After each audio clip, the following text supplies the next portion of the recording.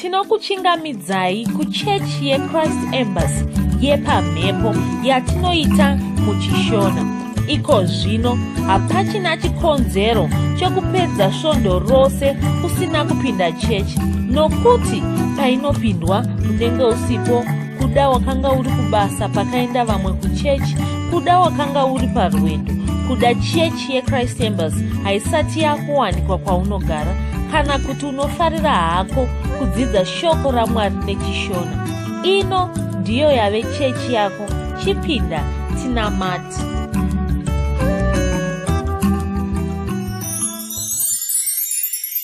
Tinokuchingamidzai kuchechi yedu yeChrist Embassy yatinoita pamhepo yatinoita muchishona. Ndinovimba makava nesvondo rakanaka, makava nekukomborerwa zvikuru. Tinotenda neshoko raMwari rero ratakagamuchira kubva kuna mufundisi wedu, mufundisi Chris, paCommunion Service. Tinotenda zvikuru. Iko zvino toda kuti tinamate tichitenda Mwari nekuda kwemafamilies edu ayo akakomborerwa nekuda kweshoko raMwari, nekunamatirwa kwakaitwa namufundisi Chris kuti avo vanoda ruponeso vawane, avo vari kurwara vange vachiponeswa. Saka iko zvino toda kuti tinamate tichitenda Mwari nekuda kwemhuri dzedu dzakaponeswa, ungava mukurwara, ungava mwoyo yavo, zvose zvavaishuwira, kuna avo vakarasika vachidzoswa mudzimba. Toda kuti tinamate tichitenda Mwari. Mwari Baba samasimba, nemuzita raIshe Jesu Kristu, tinokutendai samasimba nerudo rwenyu nenyasha dzenyu. Tinokutendai nemhuri dzedu idzo dzamakabata mukati muupenyu hwedu. Tinokutendai neshoko renyu riri kuuya mavari. Tinokutendai neutano nokuzvarwa patsva kuchaitwa wazhinji wavo. Tinokutendai samasimba nokuti ava vose vachava noupenyu husingaperi nomuzita raIshe Jesu Kristu. Tinokutendai Jehovha, tinokutendai nekubata kwenyu, tinokutendai nezvishuviro zvemwoyo yedu zvakazadziswa mukati mezuva iri. Tinokutendai samasimba, takagamuchira zvakanyanya, takagamuchira zvino zvataishuvira mukati meupenyu. Mhuri dzedu dzakomborerwa, mhuri dzedu dzaponeswa, nemuzita raIshe Jesu Kristu tinotenda Baba. Amen. Iko zvino tauda kuti tinamate nedzimwe ndimi tichitenda Mwari nekuda kwesvondo yadarika iyo yatanga tichidzidziswa namufundisi Chris, shoko ratakagamuchira muzuva iroro, makomborero atakagamuchira muzuva iroro, zvose zvatanga takagadzirwa naMwari zvatakagamuchira. Toda kuti titende Mwari kuti zvinge zvinoshanda, zvinge zvichaonekwa mukati muupenyu hwedu. Ngatinamate nedzimwe ndimi. Ribo sonta raba shaka bazonda tede kouze ligaria. Telemora tede kouze ligrida kila mora telemoro gibahaska. Libra zonda kous geli. Sopo tede kous kaliga teligaredia. Lebro sonda kariga moshas tede kouze ligari.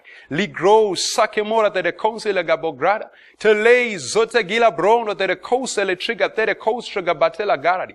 Laite moria tede kous dragatila tede kize legra. Landa mashaka mazonda kouze legadari. Galei sokimora tede kouze legra. Laraba shaka mazonda kouze la tede kouze la katalegara tede kouze legra. Samasimba, tinokutenda Ishe Jesu. Tinokutenda nerudo rwenyu, nemuzita raIshe Jesu Kristu Mwari, tinokutenda nekubata kwenyu mukati muupenyu hwedu. Muzita raIshe Jesu Kristu. Amen. Iko zvino tichange tichateerera shoko raMwari iro ratichapiwa kubva murhapsodi. Tapedzezvo tichaimbirwa. Tapedza shoko raMwari richaparidzwa namufundisi. Mova nesvondo rakanaka. Tatenda. Chidzidzo chedu cherhapsodi chanhasi, mufundisi Chris vanoti, ipa pose paunopiwa mukana wokupa. 2 Vakorinde 9:7 inoti, mumwe nomumwe ngaaite sezvaakafunga pamwoyo, arege kuita nokuchema kana nokurovererwa, nokuti Mwari unoda munhu unopa nomufaro. Kugona kupa inyasha, chiropafadzo, ndechimwe chemaropafadzo aunofanira kushuvira. Nyasha dzekupa dzinogona kushanda muupenyu hwako. Nyasha idzi dzinoita kuti ufarire kupa. Unozopemberera mikana yose yekupa yaungawana. Unenge wava kunzwisisa kuti Mwari ndivo mupi mukuru. Havapiwi vakasadzorera. Hapana munhu angapa kudarika Mwari. Zvino Mwari vanogona kukumbira kuti upe. Unofanira kubva wakasira kupa. Izvi zvinhu zvaunofanira kuzvidzidzisa kuita. Kune vanhu vanobatirira zvinhu. Vanenge vakafanira kupa Mwari zvinhu izvi. asi havavapi. Vanhu vakadai vane zvavasingazivi. Mwari havangotsvaki kuti tipe, vanenge vachida kuwedzera upfumi hwedu. Upfumi uyu hunozowedzera kana tapa kudai. Zvekare, iwe unogona kunge wakatarisana nenjodzi. Zvino mari yako ndiyo inenge ichidiwa kukunzvengesa panjodzi iyi. Izvi ndizvo zvatinoratidzwa muna Zvirevo 13:8. Ndima iyi inoti, rudzikinuro rwoupenyu hwomunhu ipfuma yake. Satani muvengi, asi akakundwa. Kunyange zvakadero, mupanduki. Saka anogara achitsvaka kuteya vanhu vaMwari. Iwo samupa mukana wokuparadza upenyu hwako. Saka unofanira kugara uchipa mipiro. Mipiro iyi ndeiya yaunopa uchitsvaka kuti Mwari vapindire muzvinhu zvako. Mipiro iyi ndiyo inoparadza mabasa aSatani aya. Inoparadza zvose zvaangakuteya nazvo. Kune vamwe vakapa mipiro yemhando iyi. Izvi zvakaita kuti vaporeswe. Zvakaita kuti vasunungurwe. Vakasunungurwa kubva kuzvinhu zvinouraya. Mipiro iyi ndiyo yakadzikinura upenyu hwavo. Ndiyo yakavaponesa. MuBhaibheri mune vamwe vakaita zvimwe chete izvi. Vakakunda pavaisatarisirwa kukunda. Izvi zvakaitika nokuti vakanga vapa mipiro. Vakafanira kuzvimanikidza kupa mipiro iyi. Luka 6:38 inoti, ipai nemi muchapiwa. Vachakupai pamaoko enyu chiyero chakanaka, chakatsikirirwa, chakazunguzirwa, chakaita mupfunga, nokuti nechiyero chamunoyera nacho muchayerwawo nacho. Mupi ndiye anovimbiswa kupiwa. Saka iwe unofanira kupa. Ishe vanozokudzorera zvawanda. Vanozoita kuti upfume. Kupa ndiko kunokupfumisa. Kupa kwako kunokuunzira maropafadzo. Asi maropafadzo aya anenge asiri emari chete. Anouya nenzira dzakasiyana-siyana. Mamwe acho anotodarika mari. Saka farira kupa. Usadarikwa nemikana yokupa. Mweya waMwari ndiwo vanenge vari kukupa mikana iyi. Panenge paine zvinhu zvavanenge vachitsvaka kuita muupenyu hwako. Vanenge vachida kugadzirisa upenyu hwako. Vanenge vachida kugadzirisa ramangwana rako. Namata mumashure mangu uchiti, Ishe vandinoda, ndinokutendai. Nyasha dzenyu dzekupa dziri kushanda muupenyu hwangu. Ndinopa nemufaro. Ndinopa pakuru nguva dzose. Handipi ndichinyima. Handiiti zvekusungirira. Ndinoziva kuti imi munondipa zvimwe. Pfuma yangu inobva kwamuri. Ndinokutendai. Mawedzera nyasha pandiri. Nyasha idzi dzinoita kuti ndigone kupa. Munoita kuti ndigone kupa zvakawanda. Saka ndava chiropafadzo. Muzita raJesu. Amen. Dzimwe ndima dzinotsigira chidzidzo chanhasi ndedzinoti 2 Vakorinde 9:8, Mapisarema 20:1-3 naMapisarema 50:14-15. Tatende.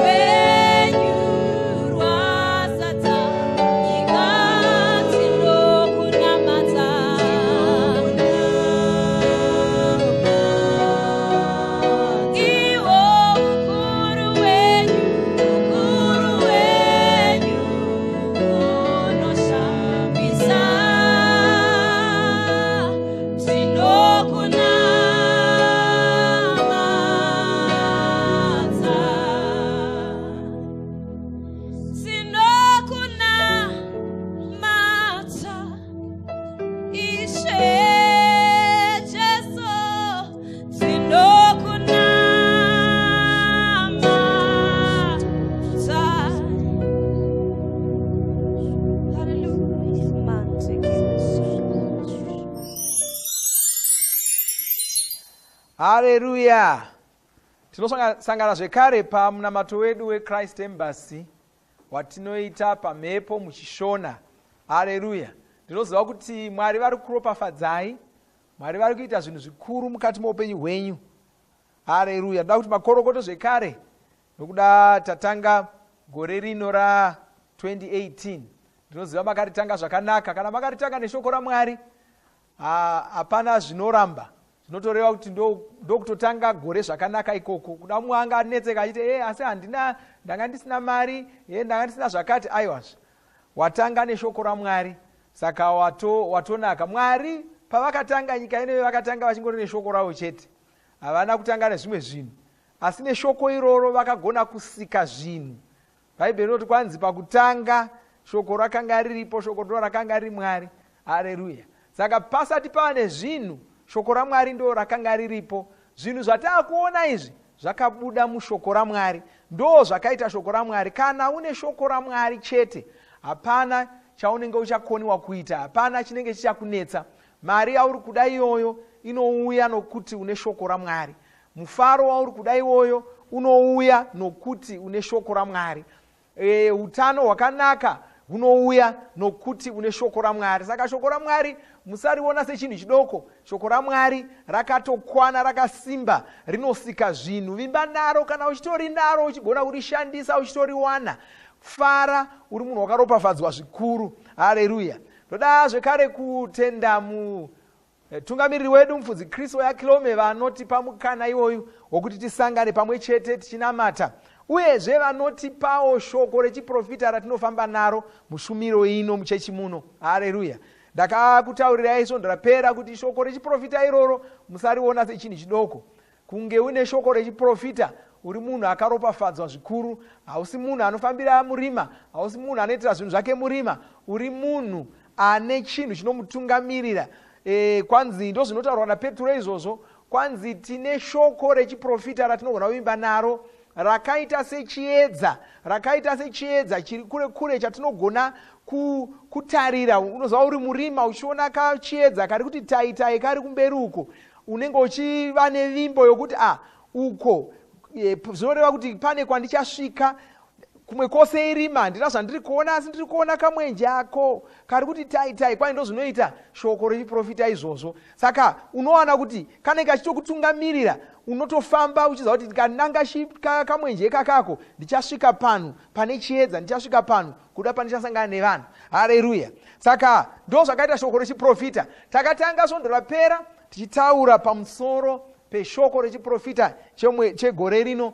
Takaziviswa nomuprofita wedu mufudzi Kristo Yakilome kuti gore rino ra2018 igore reminana. Takataura izvozvo uye ndakavimbisa kuti masvondo emwedzi unowandira tichange tiri kufamba pamwe chete tichitaura zvimwe zvatakadzidziswa, zvatakaudzwa, zvakauya pamwe chete neshoko rechiprofita iroro. Toda kuti shoko rechiprofita iri tirinzwisise zvakakwana. Saka zvakanzi mugore rino tiri kurarama upenyu hweminana, zvinhu zvatichasangana nazvo, zvinhu zvatisati takamboona. Profita wedu mufudzi Kristu vakativimbisa vakati, tarisira kusangana nezvinhu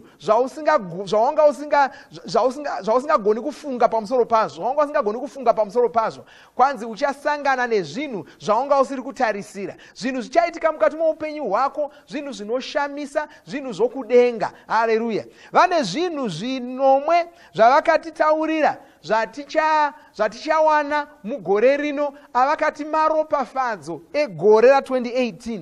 Masvondo ari kutevera aya kutanga iko zvino ndoda kuti nditsanangure maropafadzo iwayo atichasangana nawo, anova chikamu cheminana yatiri kusangana nayo mugore ra2018.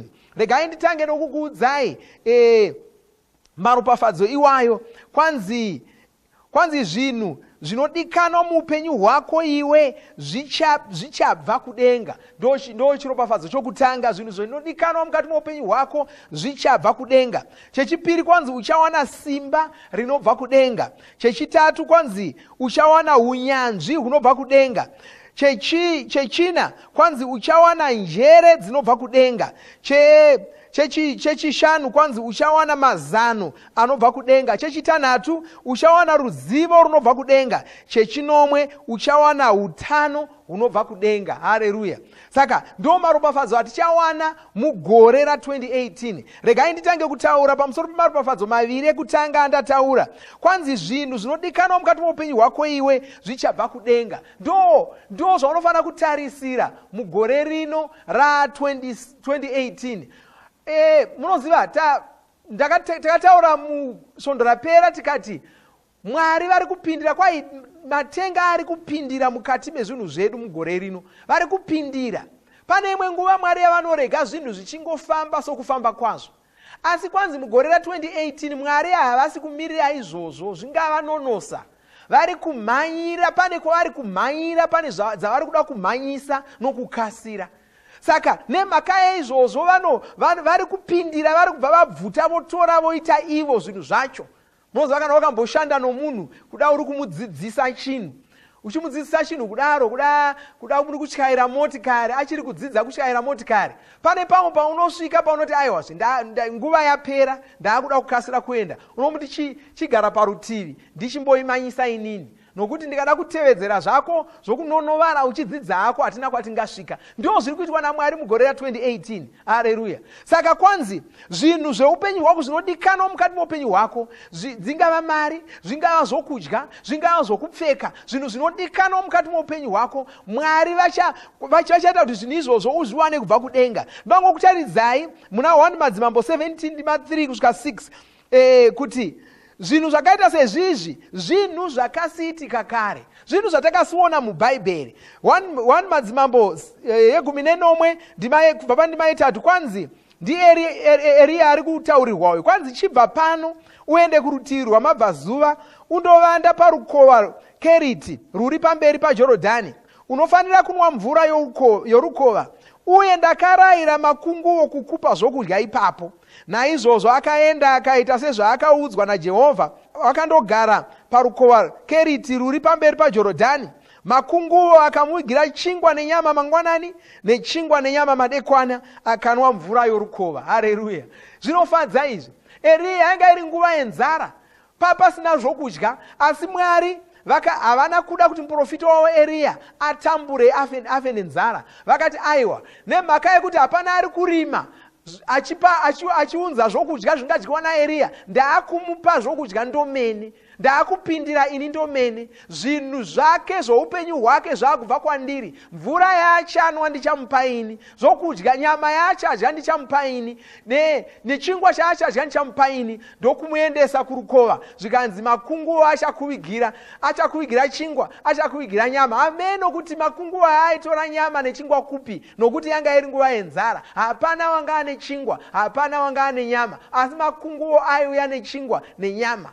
Uye zvinotonakidza kuti makunguo ndo aiuya nechingwa nenyama. Gunguo munoriziva harigoni kusangana nechingwa nenyama rikasatanga radya iro, asi makunguo aya aitotanga apa Eria zvokudya, hamene kuti iwo aizodyei mushure mazvo. Haleluya. Ndo zvatinoona izvozvo. Mwari vakapindira pachezvavo. Uye mufudzi Kristu vakatitaridza zvekare, vakatirangaridza zvekare kupiwa zvokudya kwakaitwa vana vaIsraeri. Vakadya mana murenje makore 40, kwete kwezuva rimwe chete. Moza dzimwe nguva unosangana nezvishamiso ongoita samasanga kuti ndazongosangana $10 ndichifamba, woti hako Mwari ndinokurumbidzai, ndinopa mbiri kwamuri ndawana $10, asi ichingoita sekuti masanga wangosangana nawo kwezuva iroro. Chimbofunga iwewo kuti chimbozviona upenyu hwako uchimuka mangwanani ega ega uchiwana pamukova pako pane $100 kana kuti pane $10 mangwanani ega ega, hachisiri masangaya. Ndo hwatova upenyu hwako. Kwanzi mugore ra2018 upenyu hweminana ndo huchange huri upenyu hwedu.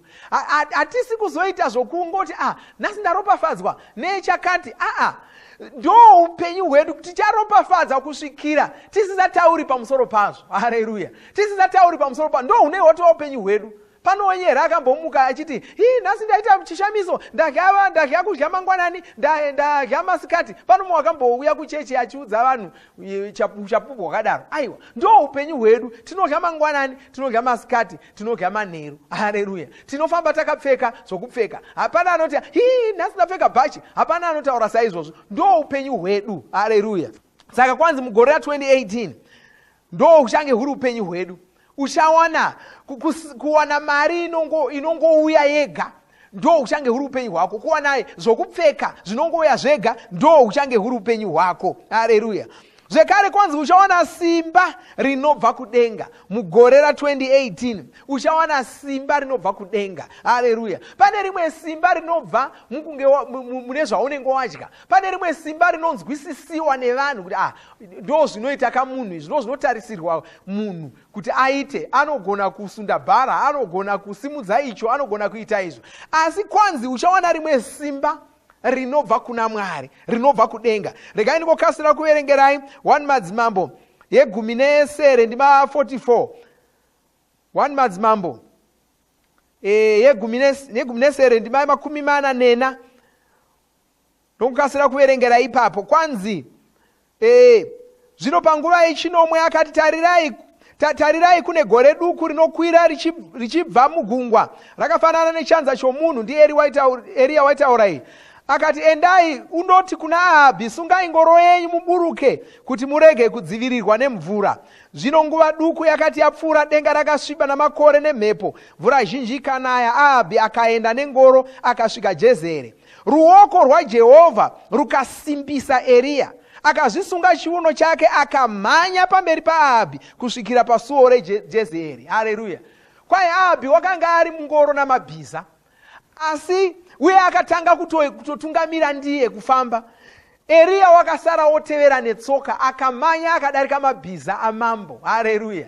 Simba rinobva kudenga ranga rauya paari. Kwai ruoko rwaJehovha rwakauya paari, kuti tisafunga kuti wakangomhanya ega. Kwai ruoko rwaJehovha rwakauya paari. Mugore ra28 ruoko rwaJehovha ruuya pamusoro pako ruchikupa simba. Haleluya. Saka uchaona simba rokuita zvinhu, simba rokuita mabhizinesi, simba rokuita mhindu, simba rokurima, simba richauya kwauri isimba rinobva kudenga. Haleluya. Regai tiendere mberi nekudzidza chiprofita chegore ra2018 mumwedzi unotevera. Regai ndinamate tichivhara. Baba, ndinokutendai, ndinokurumbidzai, ndinopa mbiri kwamuri, ndinokutendai pamusoro pemumwe nomumwe wandasangana naye, ndinomuropafadzai ko zvino nezita raJesu Kristu. Ndinokutendai zvinhu zvavanofanira kuwana mukati muupenyu hwavo mugore rino, zvinhu zvichabva kudenga. Vachapiwa simba rinobva kudenga muzita raJesu Kristu. Mumwe nomumwe wavo anosimbiswa, mumwe nomumwe wavo anowana mari, anowana zvokudya, anowana zvokupfeka, anowana zvinomubetsera muupenyu zvinobva kudenga muzita raJesu Kristu. Baba, tinokutendai, tinofara nokuti mapindira mukati muupenyu hwedu, mapindira mukati muupenyu hwavo. Vachaona kushanda kweminana, vachaona kushanda kworuoko rwenyu mukati muupenyu hwavo muzita raJesu Kristu. Amen. Haleluya. Zvakanaka. Mwari vakuropafadzei. Tosangana zvekare musvondo rinotevera tichienderera mberi tichidzidza shoko irori. Mwari vakuropafadzei. Amen. Tinovimba makomborerwa nemunamato wesvondo rino. Kana manga musati mazvarwa patsva, namatai mumashure mangu, muchidudza, muchirevesa, taurai muchiti, Mwari vari kudenga, ndinouya kwamuri, ndinokoka Jesu kuti vapinde mumwoyo mangu. Ndinokumbira kuti Jesu vatonge upenyu hwangu. Ndinopupura kuti Jesu ndivo vavaishe wangu. Saka ndinogamuchira upenyu usingaperi mumweya mangu. Ndazvarwa patsva, ndava chisikwa chitsva. Ndinokutendai. Amen. Makorokoto mazvarwa patsva, tinokugamuchirai muchechi yeChrist Embassy. Titumirei zita renyu nekwamunogara. Munogona kutumira iri SMS kana WhatsApp pa 0772 215 kana kutuma tsamba pa shona@gmail.com. Muchida kupa mpiro yenyu neEcocash, rovai namba *151*2*5*58225# motevera zvinenge zviri kutaurwa neEcocash ipapo. Kana muine nhare dzemazuva ano munogona kushandisa KingsPay kupa mpiro yenyu. Shandisai kodi inoti TNIOG nemavara makuru. Mufudzi Chris vakatizivisa kuti gore rino igore reminana. Mumwedzi uno wandira tichange tiri kudzidza pamusoro pechiprofita ichi, saka musadarikwe neminamato yatiri kuita mumwedzi uno. Shoko rechiprofita chegore ra2018 iri rava kuwanikwa padura redzidziso dzamufudzi Chris. Dura iri rinozikanwa nezita rekuti Pastor Chris Digital Library. Rinowanikwa painternet pa pcdl.co. Tinokurudzira kuti musadarikwe nezvidzidzo zveRhapsody zvatinotuma zuva roga roga. Zvidzidzei kuti shoko riwande mamuri mugone kumirisana nezvinhu zvinonetsa muupenyu. Batanaiwo namufudzi Chris paminamato yatinoita muvhuro, chitatu nechishanu, masikati nemanheru. Tinokurudzira kuti vaya vanga vasara nezvidzidzo zvishoma mupedzise muwane zvitupa zvenyu. Mava kugona kuwana Rhapsody pa SMS kunyangwe musiri pa WhatsApp. Panhare dzeEconet rovai *205# mosarudza Daily Devotionals. Subscribe Shona Rhapsody muchishona. Ibvai masarudza kuwana Rhapsody renyu pasvondo kana pamwedzi wose kuti musafanire kurangarira kurikumbira zuva rimwe nerimwe. Munamato uno munoubata pa WhatsApp, pa YouTube panoti Shona Online Church nepa www.ce-shonachurch.org. Ivai negore idzva rakanaka nesvondo rakanaka.